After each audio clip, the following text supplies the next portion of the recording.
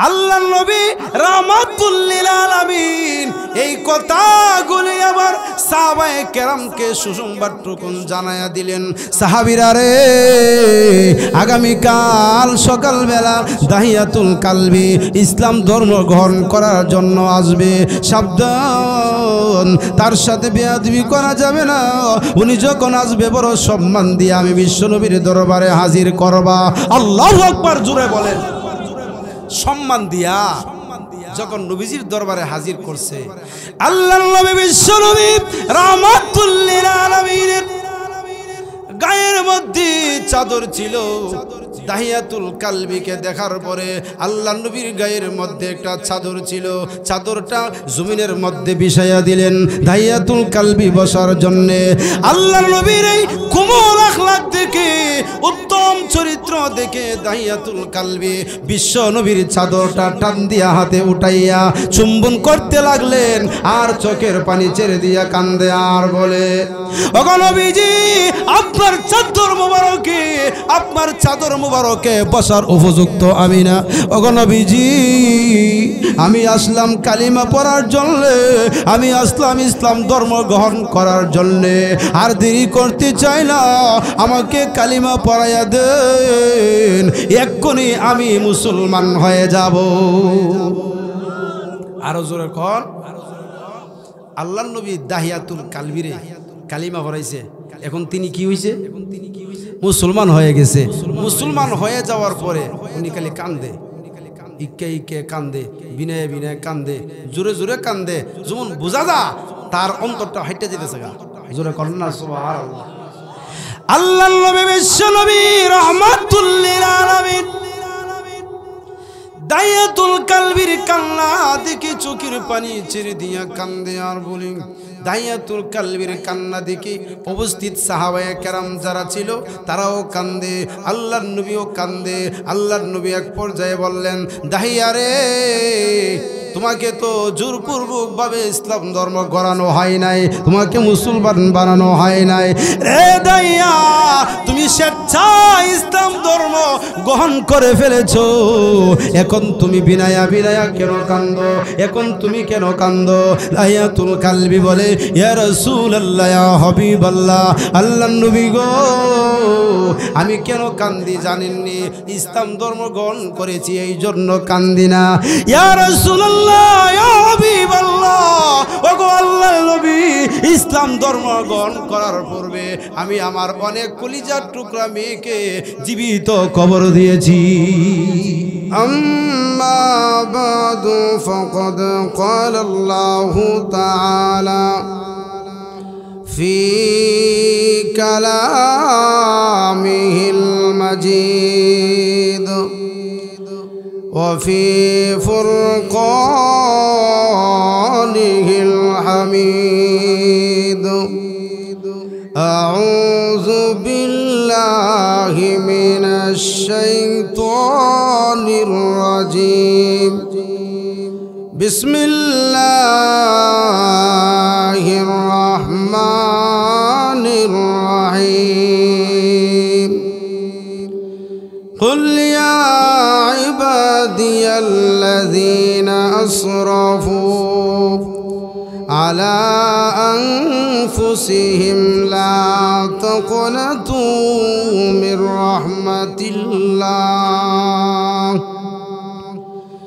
إن الله يغفر الذنوب جميعا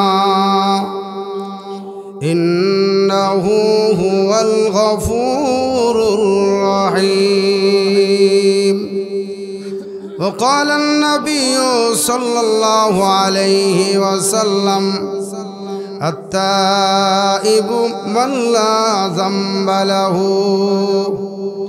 بارك الله لنا ولكم في القرآن العظيم ونفعنا وإياكم بالآيات والذكر الحكيم. صلى الله على سيدنا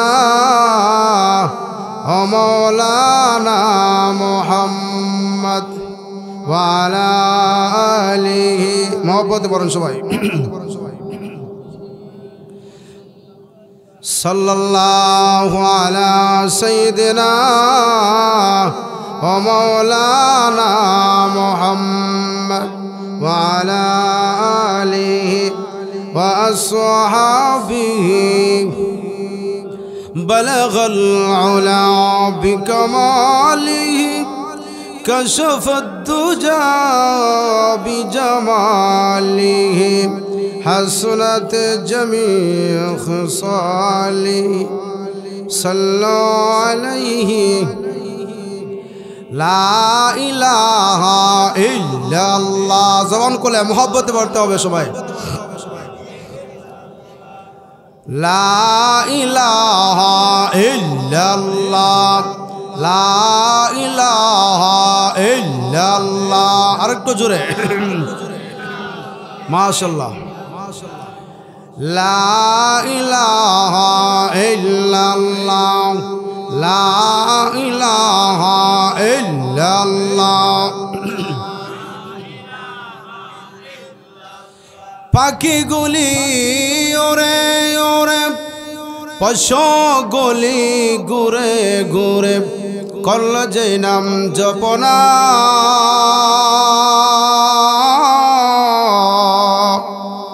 আমরা সকলি ওই নামের ওই পাগল পারা লা ইলাহা ইল্লাল্লাহ লা ইলাহা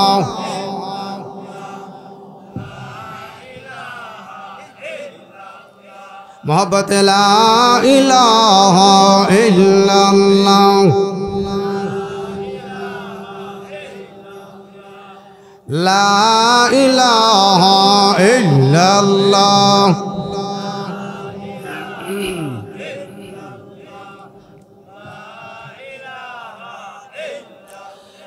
লা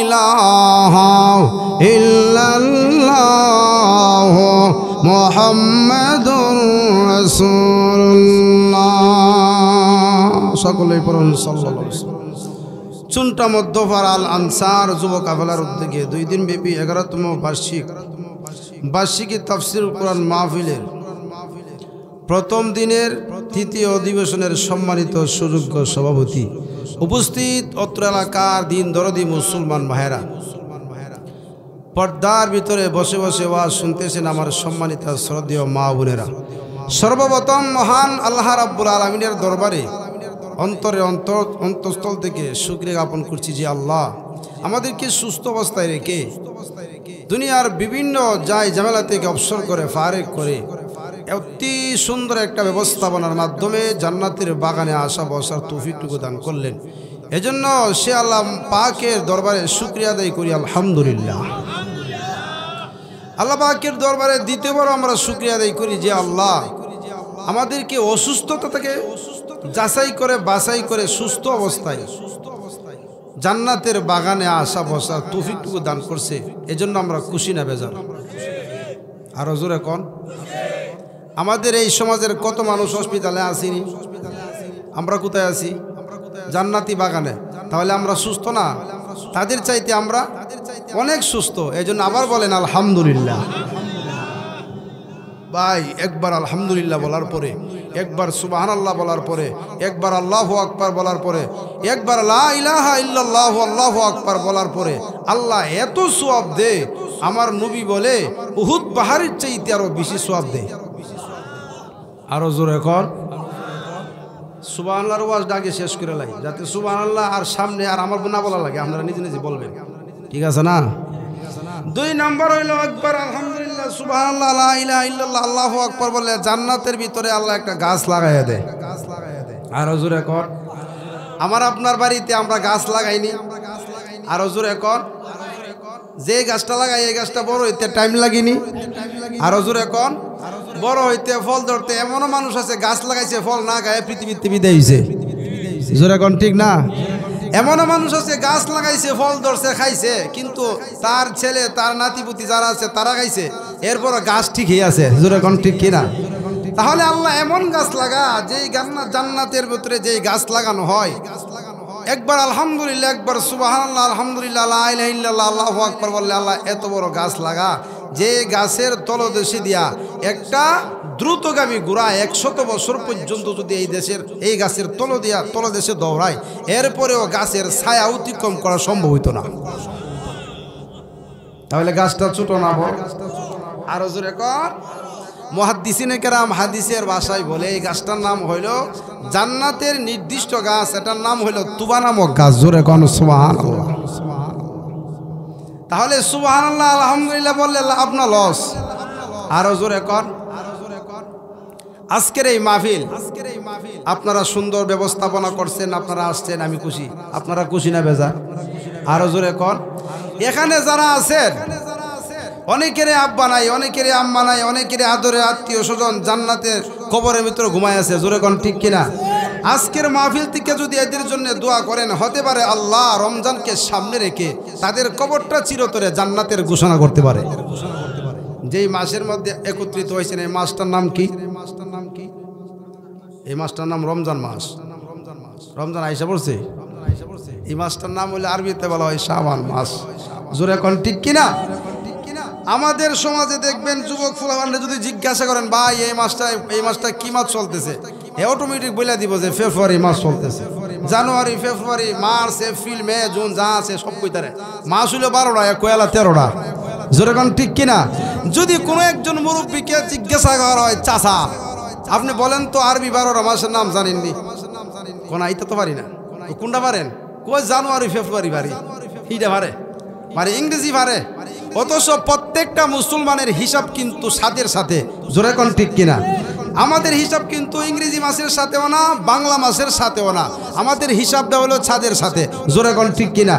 অনেক মাদ্রাসা থেকে ক্যালেন্ডার করে বলাইছে মার্চের 2 তারিখ রোজা, অনেক ক্যালেন্ডার লেখছে মার্চের 1 তারিখ রোজা, এরপর নিচে লিখে দিছে ছাদের উপর নির্ভরশীল। জোরে কোন সুবহানাল্লাহ। তাহলে বোঝা গেল সবগুলি ক্যান্সেল হয়ে সামনের দিকে যে জিনিসটা হচ্ছে ছাদের সাথে নির্ভর করে। জোরে কোন ঠিক কিনা? এই জন্য আমরা যে আজকে মাহফিলে বসলাম, আমাদের জীবনে গুনাহ আছে না নাই? আমি এমন একটা বিষয় নিয়ে আপনাদের সামনে হাজির হয়েছি, যদি আল্লাহ আমাকে তৌফিক দান করে আশা করি ভালো করে বুঝাইবার চেষ্টা করব, যদি আল্লাহ তৌফিক দেয়। সকলে বলো না আমিন। আমাদের জীবনে গুনাহ আছে না নাই?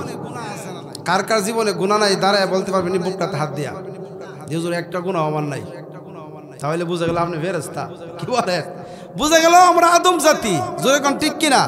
এই জন্য আল্লাহ রাসূল বলেন আত-তাইবু মিনাজ যামবি কামাল্লা যামবালাহু। প্রত্যেকটা আদম সন্তানই হলো গুনাহগার, আর এদের মধ্যে থেকে তারাই হলো শ্রেষ্ঠ, তারাই হলো উত্তম যারা গুনাহ করার পরে তওবা করে ফাইলা। আর জোরে কর, তওবা করলে আল্লাহ গুনাহ মাফ করে দেয়। 1 2 নাম্বার অর্থ হইল তওবা করলে আল্লাহ রাব্বুল আলামিন গুনাহ তো মাফ করে, তওবা করলে আল্লাহ তাআলা রাজি এবং খুশি হয়ে যায়। সুবহানাল্লাহ কইতেন না? আচ্ছা বুঝে থাকলে বলুন, যেই মানুষটার প্রতি আল্লাহ নিজে স্বয়ং খুশি এবং রাজি, ওই মানুষটার আর কোনো কিছু লাগে? আরো জোরে কর। তাহলে আজকের মাহফিল থেকে আমাদের শিক্ষা সবক হলো তওবা করা। যেহেতু সামনে রমজান মাস, তওবা করে রমজানের ভিতরে ঢুকে যান। আল্লাহ রাব্বুল আলামিন আপনার প্রত্যেকটা কোরআন তেলাওয়াত, প্রত্যেকটা রোজা, প্রত্যেকটা নফল, প্রত্যেকটা বিভিন্ন নেক আমল বলি আল্লাহ যে কবুল করবে, এতে কোনো সন্দেহ নাই। জোরে কোন ঠিক কিনা?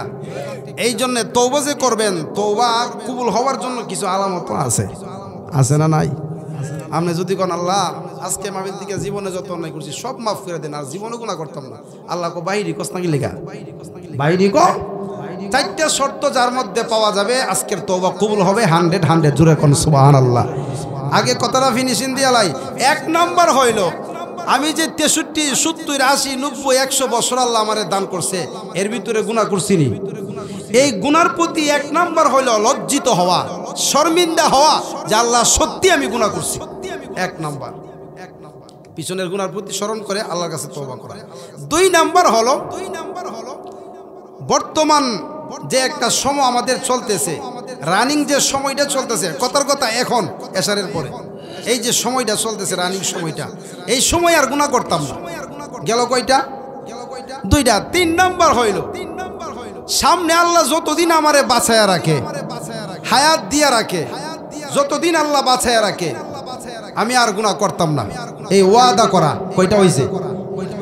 4 নম্বর যেটা সেটা হলো হকুল্লাহ, হকুল ইবাদ। একটা হলো হকুল্লাহ আর একটা হলো হকুল ইবাদ। এই জিনিসটা আমরা বুঝি না। হকুল্লাহ যেটা সেটা হলো আল্লাহর হক। সেটা কার হক? কথার কথা আমি মনে করি আজকে এশারের নামাজটা পড়ছেন না, কিন্তু আল্লাহর কাছে আপনি মাপ চাইছেন। ইয়াগফিরু লিমান ইয়াশা ওয়া ইউআযযিবু মান ইয়াশা। আল্লাহ বলে যাকে ইচ্ছা আমি মাফ করতে পারি, যাকে ইচ্ছা আমি আল্লাহ আযাবও দিতে পারি, ধরতেও পারি, মাফও করতে পারি। সেটা আমি আল্লাহর সাবজেক্ট, আল্লাহর ব্যাপার। যেহেতু আমি আল্লাহর হক নষ্ট করছো, জোরে কোন ঠিক কিনা? আরেকটা হলো হকুল ইবাদ, যেটা হলো বান্দার হক।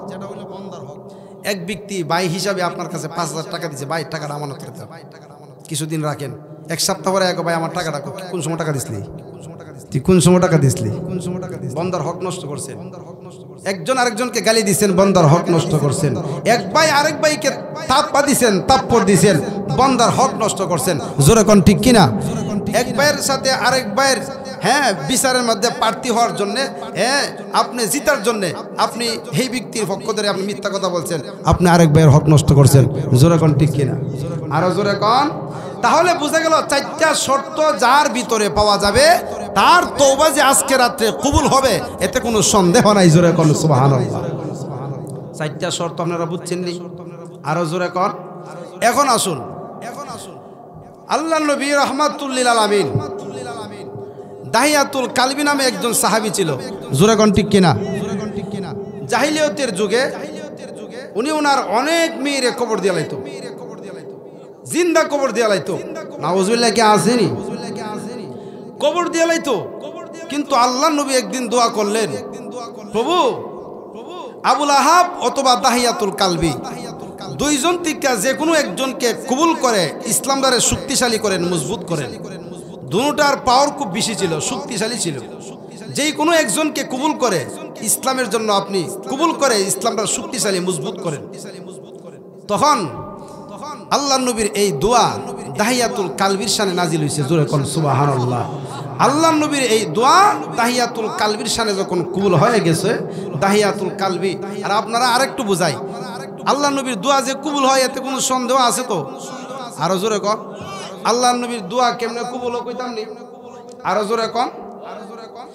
আল্লাহ নবীর সাহাবী যার নাম ছিল আবু হুরায়রা রাদিয়াল্লাহু আনহু একদিন কান্না করে নবীর দরবারে গিয়ে উপস্থিত হয়ে গেলেন। গিয়া বললেন, ইয়া রাসূলুল্লাহ, ইয়া হাবিবাল্লাহ, আল্লাহ নবী গো, আমি কেন আপনার দরবারে আসা যাওয়া করি?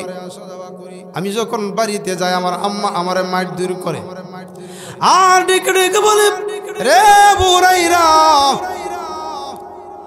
ওই তো মুহাম্মদের দরবার সারবি, আর না হয় আমার দরবার সারবি, বাড়ি ঘর সারবি। আগো নবীজি, আমি যখন আপনার দরবার থেকে গভীর রাত্রে যখন বাড়ি থেকে হাজির হয়ে যায়, আমার মা আমাকে গালি দে আর মারে। আল্লাহ নবী ডাক দিয়া বললেন, সাহাবী রে, সেটা তো তোমার মা ছেলের ব্যাপার, আমার বিশ্ব নবীর তো কোনো কিছু করার নাই, করার চলে না। জোরে কোন ঠিক কিনা? আল্লাহ নবী সাহাবী ডাক দিয়া বললেন, রে আবু হুরায়রা, আল্লাহ নবীর সাহাবী তখন ডাক দিয়া বললেন, নবী গো, তাহলে এক কাজ করেন, আমার আম্মার জন্য হেদায়েতের দোয়া করেন। জোরে কোন সুবহানাল্লাহ। আল্লাহ নবী বিশ্বনবী রাহমাতুল লিল আলামিন আবু হুরায়রার আম্মার জন্য দোয়া করে চোখের পানি ছেড়ে দিয়া কান্দি। আবু হুরায়রা তখন নবীকে দোয়াত লাগাই দিয়া বাড়ির দিকে রওনা দিয়েছে। রাস্তার মধ্যে সাহাবায়ে কেরাম টান দিয়া ধরলেন, রে নবীর সাহাবী আবু হুরায়রা, আল্লাহ নবী বিশ্ব নবী রাহমাতুল লিল আলামিন তোমার আম্মার জন্য দোয়া করে চোখের পানি ছেড়ে দিয়া কান্দে। তোমার আম্মাকে যেন মহান আল্লাহ হেদায়েত দান করে। আর তুমি নবীরে দোয়াত লাগাই দিও, তুমি বাড়ির দিকে রওনা দিয়েছো, বাড়ির দিকে দৌড়াও। ঘটনা কি একটু খুলে বলো। এমনি নবীর সাহাবী আবু হুরায়রা রাদিয়াল্লাহু আনহু ডাক দিয়ে বলে, আমারে সার, আমারে ছেড়ে দে, আমি দেখতে চাই আল্লাহর নবীর দোয়া কি আমার বাড়িতে আগে পৌঁছে গিয়েছে, নাকি আমি আবু হুরায়রা আমার বাড়িতে আগে পৌঁছে গিয়েছি। আমার স্যার আমি দেখি আল্লাহ নবীর দোয়া আমার বাড়িতে আগে গেছে নাকি আমি আমার বাড়িতে আগে পৌঁছে গেলাম। জোরে বলেন সুবহানাল্লাহ। আল্লাহ নবীর সাহাবী আবু হুরায়রা রাদিয়াল্লাহু আনহু ঠিকই যেই মাত্র বাড়িতে গিয়া পৌঁছলেন, দরজার মধ্যে আওয়াজ দিলেন, ভিতর থেকে মা তখন জবাব দিয়ে, আবু হুরায়রা রে তুই আইছত নি? বলে আসছি। তুই আজকা কোথায় গেছিলে? তুই যাওয়ার পর থেকে আমার কলিজাটা কালে আগুনের মতন দাউ দাউ করতে আছে। আল্লাহু আকবার জোরে বলেন। মার কলিজা জ্বলতেছে। মা গোসল করতে গেছে, গোসল কানাই যে কলিজা জ্বললে গোসল করলে কোনো কাম হইব? আরো জোরে কো, আরো জোরে কো, আরো জোরে কো। আল্লাহ নবীর সাহাবী আবু হুরায়রা রাদিয়াল্লাহু আনহু মাকে ডাক দিয়া বললেন, মা প্রত্যেক দিন যার কাছে গিয়েছিলাম গো, আজকেও তার কাছে গিয়েছিলাম। মা চোখের পানি ছেড়ে দিয়া কান্দে আর বলে, আবু হুরায়রা অন্যান্য দিনের চাইতে আজকের দিনটা একটু পরিবর্তন দেখা যায়। আল্লাহু আকবার জোরে বলেন। আবু হুরায়রার মা চোখের পানি ছেড়ে দিয়া কান্দে আর ডাক দিয়া বলে, আবু হুরায়রা রে আমি গোসল করে নতুন জামা পরে পবিত্রতা হাসিল করেছি আর দরজার মধ্যে দাঁড়ায় অপেক্ষা করতেছি আমার কলিজার টুকরা সন্তান আবু হুরায়রা কোন সময় বাড়িতে আসবে, আইসা আমাকে লইয়া বিশ্ব নবীর দরবারে নিয়ে যাবে। আমি সেখানে যাওয়ার পরে বিশ্ব নবীর হাত ধরে কালিমা পড়ে মুসলমান হয়ে যাব। ঠিকই দেখা গেল আবু হুরায়রা ওনার আম্মাকে লইয়া যখন নবীর দরবারে গেছে, যাওয়ার পরে ওই যে এতদিন গালি দিছিল, এখন গিয়া নবী গো এতদিন তো মাঞ্চের থেকে হইন না, মাঞ্চের কাছ থেকে শোনার পরে আপনারা গালি দিছি, আসলে তো আপনার চেহারা মোবারক দেখি নাই। জোরে কন্যা সুবহানাল্লাহ। নবী আমি আজকাল আসতে পারলাম, এক্ষুনি আমাকে কালিমা পড়ায় মুসলমান বানাইয়া দেন। নবীর দোয়া কবুল হয়েছে নি? দেখছেন নি কেমনে কবুল হয়েছে? দ্রুত গতিতে কবুল হয়েছে নাকি আস্তে আস্তে কবুল হয়েছে? আরো জোরে কর। আল্লাহ নবী ছিলেন মুস্তাজাবুদ দাওয়া, যেই দোয়া করতেন সাথে সাথে কবুল হয়ে যেত, বদ দোয়া করলো এবং কবুল হয়ে যেত। জোরে কর ঠিক কিনা? তাহলে দাহিয়াতুল কালবির জন্য আল্লাহ নবী দোয়া করলেন, প্রভু দুইজন থেকে যে কোনো একজনকে ইসলামের জন্য কবুল করো, কবুল করে ইসলামটারে শক্তিশালী করো, মজবুত করো। জোরে কর সুবহানাল্লাহ। আল্লাহ নবীর এই দোয়াটা কবুল হয়ে গেছে, আবু লাহাবের নামে কবুল না হইয়া কবুল হয়ে গেছে দাহিয়াতুল কালবির শানে। জোরে কর সুবহানাল্লাহ। আল্লাহ রাব্বুল আলামিন বিশ্ব নবী রাহমাতুল লিল আলামিন কি জানায়া দিলেন, নবী গো আগামীকাল সকালবেলা দাহিয়াতুল কালবি ইসলাম ধর্ম গ্রহণ করার জন্য আপনার কাছে আসবে। জোরে কোন সুবহানাল্লাহ। আল্লাহ নবী রাহমাতুল লিল আলামিন এই কথাগুলি আবার সাহাবায়ে কেরামকে সুসংবাদটুকু জানায়া দিলেন, সাহাবীরা রে আগামীকাল সকালবেলা দাহিয়াতুল কালবি ইসলাম ধর্ম গ্রহণ করার জন্য আসবে, সাবধান তার সাথে বেয়াদবি করা যাবে না। উনি যখন আসবে বড় সম্মান দিয়ে আমি বিশ্বনবীর দরবারে হাজির করবা। আল্লাহু আকবার জোরে বলেন। সম্মান দিয়া যখন নবীজির দরবারে হাজির করছে, আল্লাহর নবী বিশ্বনবী রাহমাতুল লিল আলামিনের গায়ের মধ্যে চাদর ছিল। দাহিয়াতুল কালবিকে দেখার পরে আল্লাহ নবীর গায়ের মধ্যে একটা চাদর ছিল, চাদরটা জমিনের মধ্যে বিছাইয়া দিলেন দাহিয়াতুল কালবি বসার জন্যে। আল্লাহ নবীর এই কোমল আখলাক দেখে, উত্তম চরিত্র দেখে দাহিয়াতুল কালবি বিশ্ব নবীর চাদরটা টান দিয়া হাতে উঠাইয়া চুম্বন করতে লাগলেন আর চোখের পানি ছেড়ে দিয়া কান্দে আর বলে, ওগো নবীজি আপনার চাদর মোবারকে, আপনার চাদর মোবারকে বসার উপযুক্ত আমি না। ওগো নবীজি আমি আসলাম কালিমা পড়ার জন্যে, আমি আসলাম ইসলাম ধর্ম গ্রহণ করার জন্যে, আর দেরি করতে চাই না, আমাকে কালিমা পড়াইয়া দেন, এক্ষুনি আমি মুসলমান হয়ে যাব। আরো জোরে কর।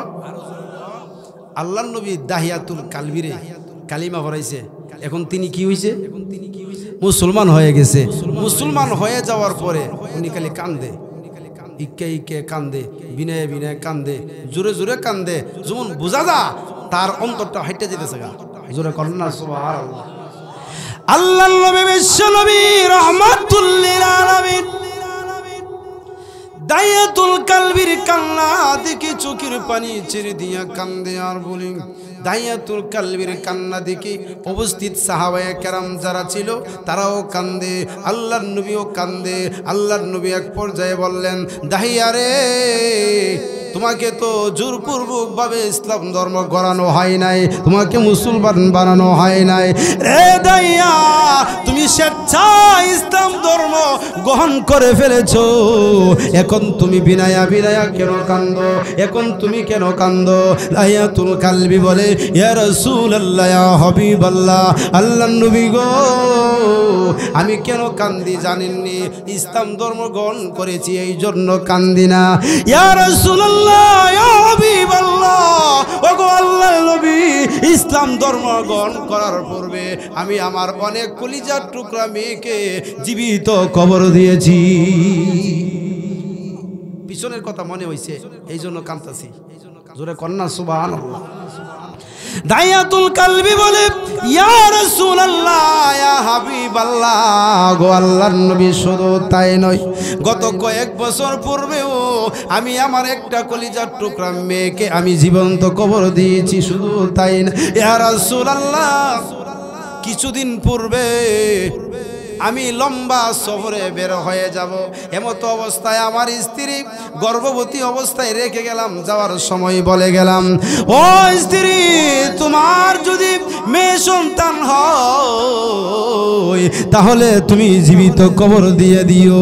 কিন্তু সফর যখন শেষ হয়ে গেল, আমি যখন বাড়ির দিকে আসলাম, বাড়িতে আসার পরে ছোট একটি মেয়ে আমার গলায় গিয়া চাপায়া ধরে বললেন, ইয়া আবাতি, ইয়া আবাতি, ইয়া আবাতি, ও আমার আব্বাজি, ও আমার আব্বাজি, এই বলে আব্বার গলায় গিয়া জড়ায়া ধরছে। জোরে কোন আল্লাহু আকবার। কিন্তু দায়াতুল কালবি স্ত্রীর সাথে রাগ দেখায়, রাগের বশীভূত হইয়া স্ত্রীকে ডাক দিয়া বললেন, স্ত্রী গো, আমার হাতে একটা খন্তা দেও, কুদাল দেও, বেলচা দেও, রশি দেও, আগে কাজটা শেষ করে তারপরে তোমার সাথে কথা বলবো। জোরে কর না আউযুবিল্লাহ। এত সুন্দর মেয়েটা রে জঙ্গলের দিকে লয়ে গেছে দাফন দালাইব। কিন্তু স্ত্রী ছিল ধার্মিক। স্ত্রী কি ছিল? স্ত্রী যদি ধার্মিক হয়, সন্তানও ধার্মিক বানায় না। জোরে কোন ঠিক কিনা? আর স্ত্রী যদি বেহাব্বা হয়, এটার গর্তিকা যতলা বাইরিব সবটা বেহাব বাই যাইব। জোরে কোন ঠিক কিনা? এই জন্য আজকের মাহফিল থেকে সবক হবে। আজকের মাহফিল থেকে যদি একটা মা বোন যদি পর্দা নিশি হয়ে যায়, আমার বয়ান করার জন্য আল্লাহ রাব্বুল আলামিন আমাকে তৌফিক দিলে এই কথাটা যদি কবুল হয়ে যায়, আমার জীবন ধন্য। জোরে কোন সুবহানাল্লাহ। আমার জীবন ধন্য হইলে আপনারা জীবন কি অধন্য থাকবো? আপনারা মাঠ এই প্যান্ডেল করছেন, দাওয়াত দিয়েছেন বললে তো আমি আইছি। জোরে কোন ঠিক কিনা? তাহলে আপনারা প্রথম ধন্য, দ্বিতীয়ত হলে আমার ধন্য। জোরে কোন ঠিক কিনা? কিন্তু স্ত্রী গো, আপনার কি মাথা খারাপ হয়েছে? এত সুন্দর মেয়েটা, পূর্ণিমার চাঁদের সাইতে আরো সুন্দর দেখা যায়, উজ্জ্বল চেহারা, এই মেয়েটারে আপনি কবর দিলেন, এটা একটা কত হইল? কিন্তু দাহিয়াতুল কালবি সে স্ত্রীর কথা মানতে রাজি না। সন্তান রে লয়া রওনা দিছে জঙ্গলের দিকে। জঙ্গলের দিকে যা, আর ছোট মেয়েটা আব্বারে ডাক দিয়া বলে, ইয়া আবাতি আইনা তাজহাবু বি, ইয়া আবাতি আইনা তাজহাবু বি, ও আমার আব্বাজি, আমার আপনি কোথায় লিয়ে যাইতেছেন? জোরে কন্যা সুবহানাল্লাহ। আপনার কারো যদি একটা ছেলে হোক মেয়ে হোক এই কথা যদি আব্বারে বলে, আব্বা আসসালামু আলাইকুম, কেমন আছেন, আপনার কেমন লাগবো? আরো জোরে কন্যা কি লেগা? আপনারা কি ঘুমাইতেছেন নি? ঘুমাইলে কিন্তু সারা রাত যদি ওয়াজ করে আর সকালে যদি জুলাইকে বেড়ানা বিড়িতে তো হইতো না। জোরে কোন ঠিক কিনা? এই জন্য ওয়াজ শুরু থেকে শেষ পর্যন্ত মনোযোগ সহকারে যদি শুনেন, আপনি ওয়াজ মুখস্থ করে লাইতেন কিনা? তাহলে সন্তান ডাকদা বলতেছে, ইয়া আবাতি আইনা তাজহাবু বি, আব্বা আমারে কোথায় লইয়া আপনি রওনা দিছেন গো? তখন মেয়ের কথা বাবে শুনে না, বাবের ভিতরে রাগ ঢুকছে। তোরে যৎকার না টামাইতে পারছি আমার কলজা শান্তি হইতো না। নাউজুবিল্লাহ। জোরে কন্যা। কিন্তু দাহিয়াতুল কালবি এই ছোট মেয়েটাকে লয়া যখন জঙ্গলের দিকে রওনা দিলেন, মা মেয়েটার নাম রাখছে জামিলা। জামিলাতুন শব্দের অর্থ হইল বড় সুন্দরী। জোরে কোন সুবহানাল্লাহ, আরো জোরে কোন সুবহানাল্লাহ। বাবা জামিলাকে লইয়া যখন জঙ্গলের দিকে রওনা দিয়েছেন, রাস্তার মধ্যে হাঁটে আর চলে, সন্তান তখন বলে, আব্বা গো আমার এলো আপনি কোথায় রওনা দিয়েছেন? কোনো কথা বলে না। জঙ্গলের ভিতরে যখন চলে গেলেন, গর্ত খনন করা আরম্ভ করেছে। গর্ত খনন করতে করতে এক পর্যায়ে যখন গর্ত খনন করা শেষ হয়ে গেল, সন্তানরা তখন ডাক দিয়া বলে, আব্বা গো, ও আব্বা, সফর থেকে লম্বা সফর থেকে বাড়িতে আসলেন, এত কষ্ট করে জার্নি করে আসলেন, এখন বাড়িতে কিছু আরামায়েশ করবেন। ও আব্বা, এখন আমাকে জঙ্গলে নিয়ে আসলেন, আসার পরে আবার দেখলাম গো আপনি গর্ত খনন করতেছেন। কিসের জন্য খনন করতেছেন? আব্বা গো, গর্ত খনন করতে করতে আপনার পিঠের মধ্যে মাটি লেগে গেছে, আসুন আমি আপনার মেয়ে কলিজার টুকরা মাটিগুলি মুছে পরিষ্কার করে দেই। আরো জোরে কন না, আরো জোরে কন সুবহানাল্লাহ। এইভাবে যদি কোনো সন্তান কথা বলে, মা বাবার মনে হাজার কষ্ট থাকলেও দূর হইবনি। আরো জোরে কন। কিন্তু পাষণ্ড হৃদয়ের অধিকারী বাবা দাহিয়াতুল কালবি বাচ্চাটারে ধাক্কা গর্তের ভিতরে ফালাই দিয়া নিজের পা দিয়া ছাপ দিয়া মাটি দিতে আরম্ভ করছে। জোরে কন্যা নাউজুবিল্লাহ। দাহিয়াতুল কালবির সন্তান চোখের পানি ছেড়ে দিয়া কান্দে আর বলে, আব্বা আমারে একেবারে দমে মাইরেন না। আব্বা গো, প্রয়োজনে আমি আপনার বাড়ি ছেড়ে দিব, দেশ ছেড়ে দিব, মা ছেড়ে দিব, বাবা ছেড়ে দিব, অষ্টি গোষ্ঠী সবগুলো আমি ছেড়ে দিব। আব্বা আমাকে একদম মেরে ফেলে দিয়েন না, প্রয়োজনে আমি দেশ ত্যাগ হয়ে যাব, দেশ থেকে হয়ে যাব, আপনার বাড়ি ঘর সবকিছু ছেড়ে দিব। ও আব্বা আমাকে ছেড়ে দিন, আমাকে একদম মেরেন না, আমাকে চাপা মাটি দিয়েন না। কিন্তু পাষণ্ড হৃদয়ের অধিকারী দাহিয়াতুল কালবি বাবা তার সন্তানকে চাপা মাটি দিয়া ফেলছে। নাউজুবিল্লাহ, জোরে কোন। ওগো নবীজি, ইয়া রাসূলুল্লাহ, ইয়া হাবিবাল্লাহ, গো আল্লাহর নবী, আমি এই জন্য কান্দি, এই গুনাহ মহান আল্লাহ আমারে মাফ করবনি।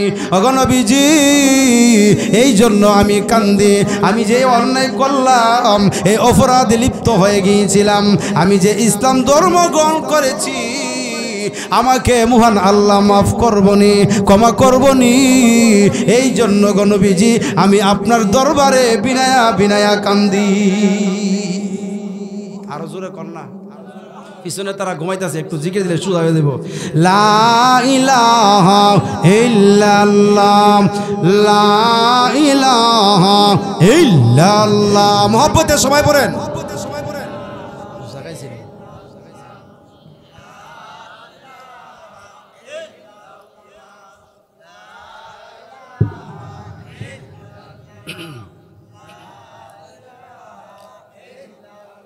আরো জোরে, লা ইলাহা ইল্লাল্লাহ, লা ইলাহা ইল্লাল্লাহ, লা ইলাহা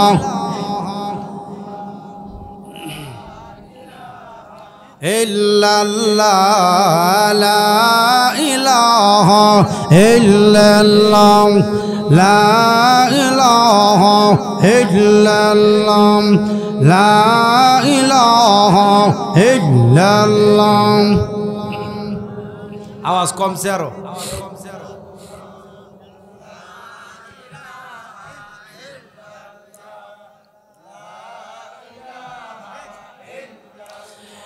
লা ইলাহা ইল্লাল্লাহ মুহাম্মাদুর রাসূলুল্লাহ। সকলে পড়ুন সাল্লাল্লাহু আলাইহি সাল্লাম। দাহিয়াতুল কালবি তার সন্তানরে কবর দিয়া লাইছে, কবর দিয়া কাঁদতেছি, ইয়া রাসূলুল্লাহ এই জন্যই তো আমি কাঁদতেছি, আমার গুনাহ মাফ করবনি। কিছুদিন পরে দেখলাম, কিছুক্ষণ পরে মহান আল্লাহ রব্বুল আলামিন জিবরাইলকে পাঠাইয়া দিলেন, জিবরাইল রে যাও দাহিয়াতুল কালবির সামনে দাঁড়ায়া এই কথা বলে দাও, দাহিয়া রে আর কান্দিস না, আর কানতে হবে না, টেনশন মুক্ত থাক। এই মুহূর্তে তোর পিছনের সমস্ত গুনাহ, সমস্ত অন্যায়, সমস্ত অপরাধগুলি মহান আল্লাহ মাফ করে দিয়েছে বলে আমাকে মহান আল্লাহ পাঠাইয়া দিয়েছে। যাও টেনশন মুক্ত। দাহিয়াতুল কালবি চিন্তা করছে, আল্লাহ সত্যি তোমার নাম গাফফার, সত্যি তোমার নাম রহিম, আল্লাহ তোমার গাফফার রহমান আর রহিম নামের উসিলা বুঝে আমারে মাফ করে দিছো। তাহলে তওবার দরকার আছে না নাই? একটা মানুষের জীবিত দাফন দিলাইলে, কাফন করে লাইলে কত বড় গুনাহ, কিন্তু এত বড় গুনাহ হওয়ার পরেও আল্লাহ মাফ করছিনি। আরো জোরে কর। আমরা তো এমন কোন অন্যায় কেউ করছি, সে তো আমরা ছোট ছোট গুনাহ, জোরে কোন ঠিক না? তাহলে তো আল্লাহ মানে খুশি হয়ে মাফ করে দিব, জোরে কোন না ঠিক কিনা? কিন্তু আরেকজন হইল ওমর রাদিয়াল্লাহু তাআলা আনহুর জামানায় এক ব্যক্তি, পরহেজগার বেশের এক ব্যক্তি মদের এক বোতল লয়া সামনের দিকে যা। ঘটনাক্রমে এই দিন এই সময়ে হযরতে ওমর রাদিয়াল্লাহু আনহু এই রাস্তা দিয়া সামন দিক থেকে আসতেছে। যেই ওমরের কথা শুনলে শয়তান পর্যন্ত রাস্তা দিয়া যায় না। কি বলেন? জোরে কোন ঠিক কিনা? মুসা আলাইহিস সালামের কাছে আসার পরে এমন তারফা দিছে ফেরেশতারে ঘুরাইয়া তোয়াত পালাই দিছে। কেমন রাগী মানুষ ছিলেন হযরতে ওমর, জোরে কোন ঠিক কিনা? সাহাবিয়তের মধ্যে সবচাইতে রাগী সাহাবী ছিলেন হযরতে ওমর। আর নরম তবিয়তের, নোমের মতো নরম তবিয়তের মানুষ ছিলেন হযরতে আবু বকর সিদ্দিক রাদিয়াল্লাহু তাআলা আনহু। জোরে কোন সুবহানাল্লাহ। তাহলে এক সময় গরম হওয়ার আগে এক সময় ঠান্ডাও থাকা লাগে, জোরে কোন ঠিক কিনা? কিন্তু যেই ব্যক্তি মদের বোতল নিয়ে যাইতেছে, এই ব্যক্তির কিতাবে আসতে পরহেজগারওয়ালা এক ব্যক্তি। আচ্ছা, যেই ব্যক্তি আল্লাহওয়ালা, পরহেজগার, নামাজি, এই ব্যক্তির হাতও কি কোনোদিন গাঞ্জা মদ থাকতারে? তাহলে বুঝে গেল এটা বিলাই পরহেজগার। কি পরহেজগার? বিলাই পরহেজগার। আপনি যদি আপনার নাকের ডগায় সুটকি টাঙ্গায় যদি রাখেন, আর আপনার ঘরে যে বিড়ালটা আছে এটারে যদি হুকুম করেন, বিড়ালটি যদি সুটকি কাজ, আগামীকালকে সকালে তোর 100টা বেত দেওয়া হবে, 100টা বেত রাগাত করা হবে। বিলাই মনে মনে কইব তোমারে 100টা দেওয়ার দরকার। আপনারা ঘুমাইতে শুননি? বিলাই মনে মনে কইব বিড়ালে তোমারে 100টা দেওয়ার দরকার। কেন? আমার নাকের ডকায় সুটকি লটকায়া আমার এই কথা, এই হুকুম দিবা। তাহলে বোঝা গেল তোমার মাথার তার সিরা। জোরে কোন ঠিক কিনা? কারণ যেই সুটকিটারে, যেই মাস্টারে ফাতিলের ভিতরে ডাক্কা রাখিয়া যখন আমার এই কথা কইবা, আচ্ছা তে হইলে মানা যা। জোরে কোন ঠিক না? তুমি বুঝি খোলামেলা রাখিয়া আমার নাকের ডগায় লটকায় রাখবার আমার বুঝি এই হুকুম দিবা, তাইলে বোঝা গেল তুমি তার সিরা যেতে কোনো সন্দেহ নাই। জোরে কোন ঠিক কিনা? তাহলে এই লোকটা মনে মনে বোঝা গেল বিলাই পরহেজগার। বিলাই পরহেজগার মাসকায়া মুখ করছে না, দেখো বিলাই পরহেজগার। জোরে কোন ঠিক কিনা? এই পরহেজগার ব্যক্তি মদের বোতল লয়ে যা। ওই ব্যক্তি তখন চিন্তা করলেন, যেই লোকটা আমার সামনে দিয়ে আসতেছে, এই উমর যদি আমার হাতে মদের বোতল দেখে, আমার মনে হয় আমার দেহ থেকে কল্লাটা আলাদা করে দিবে, একেবারে আমাকে জীবনের মতন শেষ করে দিবে। জোরে কোন ঠিক কিনা?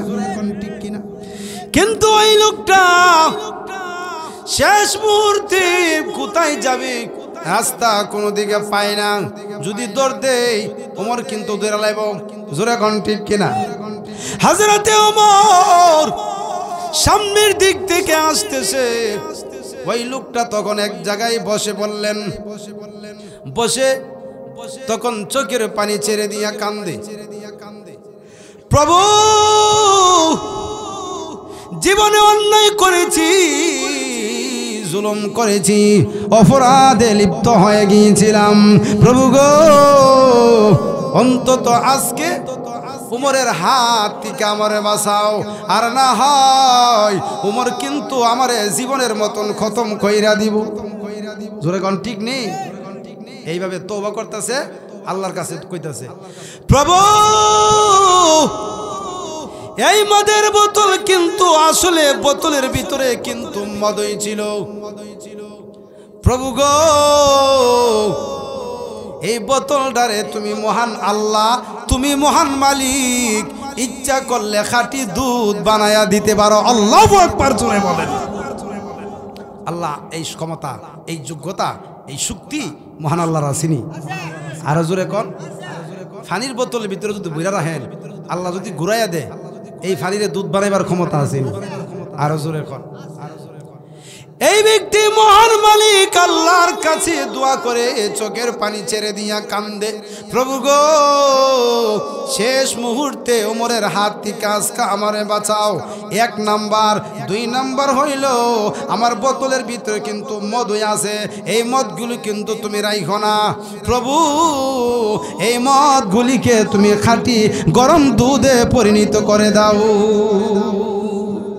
এই বেচারা কিন্তু দোয়া করতে আছে, কিন্তু এই দিক থেকে হযরতে ওমর হাঁটতে হাঁটতে হাঁটতে হাঁটতে ওনার কাছে আইসা উপস্থিত।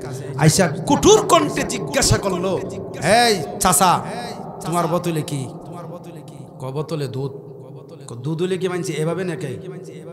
এই বোতলটার ভিতরে মদ ঢুকায়া এই বোতলটার আবার কাপড় দিয়ে ফেসাইছে যাতে না দেখা যায়। হযরত ওমর বললেন, তাহলে তোমার বোতলের ভিতরে যদি দুধ হয়ে থাকে তাহলে কাপড়টা ফেসাইবার কোনো দরকার নাই। ফরেজগার ব্যক্তিটা কো, হুজুর কাপড়টা এই জন্যই ফেসাইছি, গরম দুধ এই জন্য। জোরে কন্যা সুবহানাল্লাহ। দুধ গরম এই জন্য ধরতে পারি না, এই জন্য বোতলের কাপড় দিয়ে ফেসাইছি। হযরত ওমর কতে হইলো, খুলো দেখা যাক, ইন্টারভিউ পরীক্ষা হয়ে যাক। জোরে কন্যা সুবহানাল্লাহ। কিন্তু এই ব্যক্তিটা তখন বোতলের পেজগুলি যখন খোলাইলেন, কাপড়ের পেজ যখন খোলাইলেন, আল্লাহর কুদরত বোঝা যায় না। যেই মাত্র কাপড়ের পেজগুলি খোলাইলেন, এমনি খোলায়া তাকায়া দেখি খাঁটি গরম দুধে পরিণত হয়ে আছে। আরো জোরে এখন আল্লাহু আকবার। আমার মহান মালিকের সেই ক্ষমতা, সেই যোগ্যতা আল্লাহর আসেনি। আরো জোরে এখন। তাহলে এই ব্যক্তি তওবা করছিনি, দাহিয়াতুল কালবি তওবা করছিনি, অভিযানের তওবা কবুল হইছিনি। আরেকজন ব্যক্তি যেই ব্যক্তিটা হযরতে ওমর রাদিয়াল্লাহু তাআলা আনহুর জমানায় এমন কণ্ঠ দিছে আল্লাহ তারে, এমন গান গাইতো, এক একটা গানও টান দিলে হাজার হাজার মানুষ আসে। কিন্তু এই লোকটা শেষ পলে যখন বৃদ্ধা হয়ে গেছে, বুড়া হয়ে গেছে, বুড়া হয়ে যাওয়ার পরে গলার কণ্ঠ আর ঠিক আসেনি। আরো জোরে কোন। যদিও টান দেয় সুতরাং দূর এটা বেবে বেবে করে, জোরে কোন ঠিক কিনা? আমি যখন বুড়া হয়ে যাব, আমার কণ্ঠ একদিন শেষ হয়ে যাবে, শ্রোতাও একদিন শেষ হয়ে যাবে, জোরে কোন ঠিক কিনা? কিন্তু এই লোকটা জোয়ানকালে গান গাইতো, যখন বুড়া হয়ে গেছে, এখন গলার কণ্ঠ শেষ হয়ে গেছে, শ্রোতাও কমে গেছে, হাদিয়াও কমে গেছে, এখন মানে ক্ষুধার তাড়নায় শেষ পলে আল্লাহর কাছে দোয়া করে, আল্লাহ তুমি তো জানো আমি অভাবী, তুমি তো জানো আমি দুর্বল, তবুও তো তুমি আমাকে সৃষ্টি করেছো, তুমি জানো আমি সারাটা জিন্দিগি, সারাটা বছর, সারাটা জীবন আমি গুনাহ করতে করতে, গান গাইতে গাইতে খাটাইয়া দিলাম, প্রভু তুমি কি এখন আমার মাফ করতে পারো না? আমার অভাব দূর করতে পারো না? জোরে কন্যা সুবহানাল্লাহ। ওই গায়ক তখন গান গাইতে গাইতে জীবনটারে শেষ করে দিয়েছে, জীবনটারে একেবারে বরবাদ করে দিয়েছে। শেষ বয়সে যখন মহান মালিক আল্লাহ রাব্বুল আলামিনের কাছে তওবা করলেন, দোয়া করলেন, প্রভু 70টা বছর আমি অতিবাহিত করে দিয়েছি, আমার জীবনটারে আমি শেষ করে দিয়েছি, শেষ মুহূর্তে তোমার কাছে আমি চাই আমার অভাব দূর করে দাও, জীবনের সব গুনাহগুলি মাফ করে দাও। ওই ব্যক্তির কান্নাটা মহান আল্লাহর আরশ পর্যন্ত পৌঁছে গিয়েছে। আল্লাহ রাব্বুল আলামিন তখন ডাক দিয়া বললেন, ওমর রে, ওমর রাদিয়াল্লাহু আনহু জান্নাতুল বাকিতে ঘুমায়া আছে, জান্নাতুল বাকির মসজিদে ঘুমায়া আছে।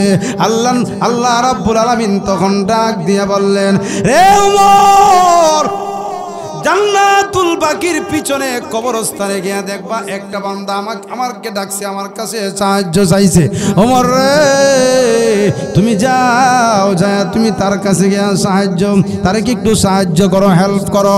যেই মাত্র আল্লাহর নবীর সাহাবী হযরতে ওমর এই ব্যক্তিকে ধরার জন্য গেল, এই ব্যক্তি হযরত ওমরকে দেখার পরে দৌড়াইতে আরম্ভ করছে। জোরে কন্যা সুবহানাল্লাহ। এই ব্যক্তি মনে মনে চিন্তা করলো, যে পাগলা বেড়া আইতাছে সিচালাই বাস কামারে, আজকে আমার বর্তা বানাই লইব। হযরতে ওমর ডাক দিয়ে বললেন, ও চাচা কোথায় যান আপনি? যায়েন না গো, কোথায় যান? যায়েন না। চাচা দৌড়াইতে আছে, হযরতে ওমরও দৌড়ায়, চাচাও দৌড়ায়, ওমরও দৌড়ায়, চাচাও দৌড়ায়। এক পর্যায়ে আল্লাহর নবীর সাহাবী হযরতে ওমর ডাক দিয়া বললেন, চাচা গো আর যায়েন না, আমি আপনাকে ধরার জন্য আসি নাই। জোরে কন্যা সুবহানাল্লাহ, আরো জোরে কন। এমনই চাচা গার মোড়ায়া পিছনের দিকে তাকায়, তাকায়া তখন বললেন, কে তোমাকে পাঠাইছে? এতক্ষণ পর্যন্ত যার কাছে তোমার জীবন কাহিনী শোনাচ্ছিলা, যার কাছে তুমি জীবন কাহিনীটা বয়ান করেছিলা, ওই ব্যক্তি মহান মালিক আল্লাহ রাব্বুল আলামিন আমাকে পাঠাইয়া দিয়েছে। জোরে কন্যা সুবহানাল্লাহ। কিন্তু আল্লাহ নবীর সাহাবী এই ব্যক্তির কাছে যাওয়ার পরে ওই মুরব্বী চাচা তখন চোখের পানি ছেড়ে দিয়া কান্দে আর ডাক দিয়া বলে, প্রভু গো আমার জীবন থেকে 70টা বছর অতিবাহিত করেছি, একবারও তোমাকে আল্লাহ বলে ডাক দিলাম না, একবারও তোমাকে আর রহমান বলে ডাক দিলাম না, একবারও তোমাকে গাফফার বলে ডাক দিলাম না। প্রভু জীবনের শেষ মুহূর্তে পেটের খোদাই তোমাকে ডাক দিয়েছি, আর তুমি আমার ডাকটা কবুল করে নিয়েছো, তুমি আমার ডাক্তারে কবুল করে নিয়েছো। প্রভু গো তুমি আমার জীবনের সব গুনাহ মাফ করে দাও, আমার তওবা কবুল করে নাও। ওই ব্যক্তি কিতাবের ভিতরে উল্লেখ করা হয়েছে, এই ব্যক্তি মোনাজাতের ভিতরে এমন ভাবে কান্না করতে আরম্ভ করেছিল, ওই কান্নার ভিতর দিয়ে ওই ব্যক্তি পৃথিবী থেকে চিরতরে বিদায় হয়ে গেছে। আরো জোরে কোন সুবহানাল্লাহ। তাহলে কান্নারত অবস্থায় এই ব্যক্তি যে পৃথিবীর থেকে বিদায় হয়েছে, সারাটা জীবন করছে গুনাহ, শেষ ফলে কালিবালুয়া পৃথিবীর থেকে বিদায় হয়েছে, এই মানুষটার দাম আল্লাহর কাছে আছে না নাই? আরো জোরে কোন। আল্লাহ নবীর সাহাবী, আল্লাহ নবীর শরীফ রাহমাতুল লিল আলামিন একদিন জিবরাইলকে ডাক দিয়া বললেন, রে ভাই জিবরাইল তোমার বয়স কত? জিবরাইল আমিন ডাক দা বলে, ইয়া রাসূলুল্লাহ ইয়া হাবিবাল্লাহ, আল্লাহর নবী গো আমার বয়স কত আমি জানি না, আমি বলতে পারি না। ইয়া রাসূলুল্লাহ ইয়া হাবিবাল্লাহ, ওগো আল্লাহর নবী তবে একটা অনুমান আমি দিতে পারি। ওগো নবীজি আল্লাহ পাকের আরশে মহল্লায় একটা তারা উদয় হইতে দেখেছি, ওই তারাটা যদি একবার উদিত হয় 70,000 বছর পরে আরেকবার উদিত হয়। ইয়া রাসূলুল্লাহ ইয়া হাবিবাল্লাহ, ওগো আল্লাহর নবী ওই তারাটা আমি জিবরাইল একবার দুইবার নয় 72,000 বার উদয় হইতে দেখেছি। আপনারা ঘুমাইতেছেন? সুবহানাল্লাহর এই আওয়াজ অন্য, আবার সুবহানাল্লাহর এই আস্তে সুবহানাল্লাহ বলে সামনের পরবর্তী যে প্রধান বক্তা ওয়াজ করে মজা পাইব। আরো জোরে কোন। আল্লাহর নবী বিশ্বনবী রাহমাতুল লিল আলামিন বললেন, রে সাহাবীরা তোমাদের মধ্যে এমন কে আছে রে উহুদ পাহাড় পরিমাণ প্রতিদিন নেক আমল করবা? সুবহানাল্লাহ জোরে বলেন। আল্লাহর নবী বিশ্ব নবী রাহমাতুল লিল আলামিন এই কথা বলার পরে সাহাবায়ে কেরাম তখন বললেন, ইয়া রাসূলুল্লাহ ইয়া হাবিবাল্লাহ, ওগো আল্লাহর নবী উহুদ পাহাড় তো অনেক বড় পাহাড়, উহুদ বড় তো বিরাট বড় পাহাড়, এত বড় পাহাড় পরিমাণ সওয়াবকে অর্জন করতে পারবে গো নবীজি। আল্লাহর নবী বললেন, সাহাবীরা রে, আমি যদি বলে দেই তোমরা সকলেই পারবে? আল্লাহু আকবার, জোরে বলেন। আল্লাহর নবী বিশ্বনবী রাহমাতুল লিল আলামিন বললেন, রে সাহাবীরা, যেই ব্যক্তি একবার সুবহানাল্লাহ বলবে, এই ব্যক্তিকে এই পরিমাণ, যে ব্যক্তি একবার সুবহানাল্লাহ বলবে, সুবহানাল্লাহর সওয়াব উহুদ পাহাড়ের চাইতে আরো বেশি।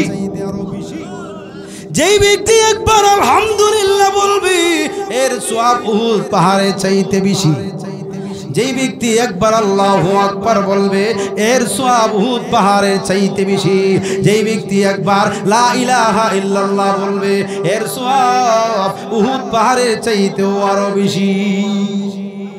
সাহাবীরা বললেন, ইয়া রাসূলুল্লাহ, আমলটা তো পাইছি, আজকের থেকে যতদিন আল্লাহ বাঁচায় রাখে, যতদিন আল্লাহ বাঁচায় রাখে, আমরা এই আমলটা আর ছাড়তাম না। জোরে কন্যা সুবহানাল্লাহ। জিবরাইল আমিন বললেন, আল্লাহ নবী বললেন, রে ভাই জিবরাইল, তাহলে আল্লাহ পাকের আরশে মহল্লায় যে একটা তারা আছে, এই তারাটা তুমি এখন আর দেখোনি? জিবরাইল আমিন বললেন, ইয়া রাসূলুল্লাহ, ইয়া হাবিবাল্লাহ, আল্লাহর নবী গো, এই তারাটা এখন আর দেখা যায় না। আল্লাহর নবী তখন বললেন, রে ভাই জিবরাইল, ওই তারাটা আসলে আসমানের কোনো তারা নয়, ওই তারাটা আসমানের কোনো তারা নয়, ওই তারাটা হইলাম আমি বিশ্বনবী রাহমাতুল লিল আলামিন। আর জোরে কোন, আমরা যখন পৃথিবীর থেকে বিদায় হয়ে যাইব, কবরের ভিতরে গেলে মুনকার নাকির ফেরেশতা আইসা প্রশ্ন করবনি। আর জোরে কোন, আল্লাহর এক বান্দি, আল্লাহর ওয়ালি রাবিয়া বসুরিয়া পৃথিবীর থেকে বিদায় হয়ে যাওয়ার পরে যেই লোকটার স্বামী যৌবনকালে মারা গিয়েছিল, কিন্তু এই লোকটার দাম এত বেশি আল্লাহ বাড়াইয়া দিছে, তৎকালীন সময়ে ওনার স্বামী যখন পৃথিবী থেকে বিদায় হয়েছে, বিদায় হয়ে যাওয়ার পরেও হাসান বসরি রহমতুল্লাহ আলাইহি নামে এক বুজুর্গ ছিল, উনিও কম না, জোরে কোন ঠিক কিনা, ঠিক কিনা। হাসান বসরি রহমতুল্লাহ আলাইহির কাছে এলাকার বিভিন্ন জায়গা থেকে বিবাহের প্রস্তাব আইতেছে, উপযুক্ত তো বিভিন্ন দিক থেকে বিবাহের প্রস্তাব আইতেছে, ভালো ভালো প্রস্তাব আইতেছে, কিন্তু হাসান বসরি রহমতুল্লাহ আলাইহি কোনো জবাব দেয় না, কোনো হাতটাই দেয় না। জোরে কন্যা সুবহানাল্লাহ। হাসান বসরি রহমতুল্লাহ আলাইহি দীর্ঘ লম্বা পথ সফর কইরা ফাড়ি দিয়ে আইটা পায়ের মাধ্যমে হেঁটে রাবিয়া বসরি বাড়িতে গিয়া পর্দার আড়াল থেকে বিয়ার প্রস্তাব দিছে। জোরে কোন সুবহানাল্লাহ। বিয়ার প্রস্তাব দেওয়ার পরে ঘটনা অনেক লম্বা, সেই দিকে যাইতাম না, বিয়ার প্রস্তাব দিছে। যাই হোক, ফাহেদে একটা ঘটনা ছেড়ে দিলাম। তখন রাবিয়া বসরিয়া পর্দার ভিতর থেকে হাসান বসরিয়া 60টা প্রশ্ন দিছে, যে 60টা প্রশ্নের জবাব যদি দিতে পারো তাহলে আমিও বিয়াত রাজি। আমরা রাজি নি? সবাই রাজি, সবাই রাজি, বিবাহ করতে হইলে সবাই রাজি। জোরে কোন ঠিক কিনা, ঠিক কিনা। যাই হোক, 4টা প্রশ্ন যখন দেওয়া হয়েছে, উনি তার উত্তর একের পর এক প্রশ্ন করে, হাসান বসরি উত্তর দিতে পারে না, অনেক লম্বা কথা। যাই হোক, রাবিয়া বসরিয়া শেষ বলে এই ব্যক্তি হাসান বসরি 4টা প্রশ্নের জবাব দিতে পারছে না, বিবাহ ক্যান্সেল, ক্যান্সেল, বিবাহ বাতিল, মানে বিবাহ তোমার সাথে হবে না, তুমি 4টা প্রশ্নের জবাব দিতে পারছো না, আর তোমার কাছে বিয়ে হয়ে লাভ আছে। জোরে কোন ঠিক কিনা। এর মধ্যে 1 নম্বর প্রশ্নটা ছিল, হাসান রে, তুমি বলো তো আমি জান্নাতি না জাহান্নামী? জোরে কন্যা সুবহানাল্লাহ। আচ্ছা, এই প্রশ্নটাকে কেউ পারবো নাকি? দুনিয়ার প্রশ্ন না আখিরাতের প্রশ্ন? তখন 4টা প্রশ্ন করছে একের পর এক, অনেক লম্বা কথা, উত্তর আর দেয় না, উত্তর আর দিতে পারছে না। তখন রাবিয়া নিজেই কো, হাসান তুমি তোমার পথ ধরো, আমি আমার পথ ধরি, আখিরাতের সামানা জোগাড় করার রাস্তা সুব্যবস্থা আমারে করে দাও। তুমি তোমার পথ ধরো, আমি আমার পথ ধরি, কাজী তোমার সাথে বিবাহ, তোমার কাছে বিবাহ বসে আমি আমার জীবনটারে আনন্দ করে কাটাইবার সময় আমার নাই। জোরে কন্যা সুবহানাল্লাহ। যাই হোক, রাবিয়া বসরিয়া যখন পৃথিবী থেকে বিদায় হয়ে গেছে, ওনাকে যখন কবরে রাখা হয়েছে, তখন ফেরেশতারা প্রশ্ন করছে, ফায়াতিহি মালাকান ফায়ুজলিসানিহি, এক নম্বর প্রশ্ন করা হয়েছে, ফেরেশতারা আয়েশা তারে উঠায়া বসায়া প্রশ্ন করছে, মার রব্বুকা মা দীনুকা মা হাজার রাজুল আল্লাযী বুইসা ফীকুম, তোমার রবকে, তুমি কোন ধর্মের উপরে ছিলা, এই ব্যক্তি কে যাকে তোমাদের মধ্যে প্রেরণ করা হয়েছিল, অর্থাৎ বিশ্বনবীকে। জোরে কোন সুবহানাল্লাহ। রাবিয়া মুসরিয়া তখন বললেন, রে ফেরেশতারা, তোমাদের বাড়ি কোথায়? আমাদের বাড়ি হইল আসমানে। তাহলে আসমান থেকে জমিনে আসছো, কত বছরের রাস্তা ফাড়ি দিয়ে আইছো? 500 বছরের রাস্তা ফাড়ি দিয়ে এসেছি। আল্লাহু আকবার, জোরে বলেন। রাবিয়া মুসরিয়া বললেন, রে ফেরেশতারা, 500 বছরের রাস্তা ফাড়ি দেওয়ার পরেও তোমরা আল্লাহকে বলছো নি? না, আমরা মহান মালিক আল্লাহকে বলি নাই। এমনি রাবিয়া মুসরিয়া ডাক দিয়া তখন বললেন, তোমরা 500 বছরের রাস্তা ফাড়ি দেওয়ার পরেও যদি তোমরা দুনিয়াতে আসলা আমাকে প্রশ্ন করার জন্যে, আল্লাহকে না বলতে পারো, আর আমি রাবিয়া মাত্র দুনিয়া থেকে 3.5 হাত মাটির নিচে আইসা কেমনে আমি আল্লাহরে বলি? আরো জোরে এখন সুবহানাল্লাহ। রাবিয়া বসে কথা শোনার পরে তখন ফেরেশতারা বড় আশ্চর্য বোধ করলেন। ফেরেশতারা চলে গেলেন। ভাইয়ারা আমার, এমন আশ্চর্য কথা, এমন আশ্চর্য আমল। রাবিয়া মুসরিয়া যদি একটা মহিলা হয়, মহিলা হওয়ার পরেও যদি এমনভাবে মহান আল্লাহর সাথে মোলাকাত করতে পারে, সাক্ষাৎ করতে পারে, এত আমল করতে পারে, তাহলে আমরা পুরুষ হয়ে যাইরা আল্লাহর সাথে প্রতিদিন 5 ওয়াক্ত মোলাকাত করার দরকার আছে না নাই? কারা কারা রাজি?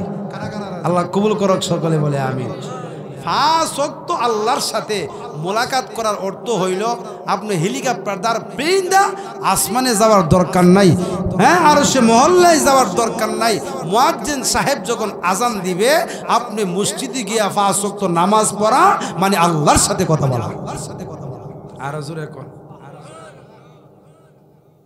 আমরা তো এমন অবস্থা আমাদের হয়ে গেছে, মসজিদ খুব টাইস করা হয়েছে, জাকজমক ভাবে করা হয়েছে, কিন্তু মুসল্লি দিনতে দিন কমতি আছে। জোরে কোন ঠিক কিনা? কিয়ামতের আলামত এগুলি। মসজিদ চমৎকার করা হবে, কোন দিক দিয়ে কাজ বাদ থাকবে না, ত্রুটি নাই, ত্রুটি বিচ্ছুতি নাই, কিন্তু মুসল্লিদের অভাব। জোরে কোন ঠিক কিনা? আমরা আজকাল সকলেই বাড়ি গাড়ি লইয়া ব্যস্ত, দুনিয়া লইয়া ব্যস্ত, যার কয়টা বিল্ডিং হবে সে ব্যস্ত, যার 2টা ছেলে বিদেশ আছে, আরো 3টা ছেলে কেমনে বিদেশ পাঠাইবে এই নিয়ে ব্যস্ত। জোরে কোন ঠিক কিনা? এই জন্যে আল্লাহর কাছে দোয়া করা 1 নাম্বার হলো, আল্লাহ জীবনে বহু অন্যায় করছি, পিছনে যে গুনাহ করছি, এই গুনার প্রতি অনুতপ্ত হওয়া, লজ্জিত হয়ে আল্লাহর কাছে একটা কথা বলা যে আল্লাহ মাফ করে দেও। 2 নাম্বার হলো চলমান যে সময় আছে এই সময়ের ভিতরে গুনাহ না করা। 3 নাম্বার হলো সামনে যতদিন আল্লাহ বাঁচাইয়া রাখে ততদিন পর্যন্ত আল্লাহ যেন আমাকে, হ্যাঁ, আমার হাতের দ্বারা, পায়ের দ্বারা, মুখের দ্বারা, জবানের দ্বারা, এমনকি 360টা জোড়ার মাধ্যমে গুনাহ যেন না হয়। 4 নাম্বার হলো হকুল ইবাদ যে আমরা নষ্ট করছি, যার কাছে নষ্ট করছি, যার কাছ থেকে নষ্ট করছি তার কাছে গিয়ে ক্ষমা চাওয়া, মাপ চায়া আনা। আল্লাহ আমাদের সকলকে 4টা কথা বুঝে আমাদের সকলকে জীবনে বাস্তবায়ন করার তৌফিক দান করুক, সকলে বলো আমিন।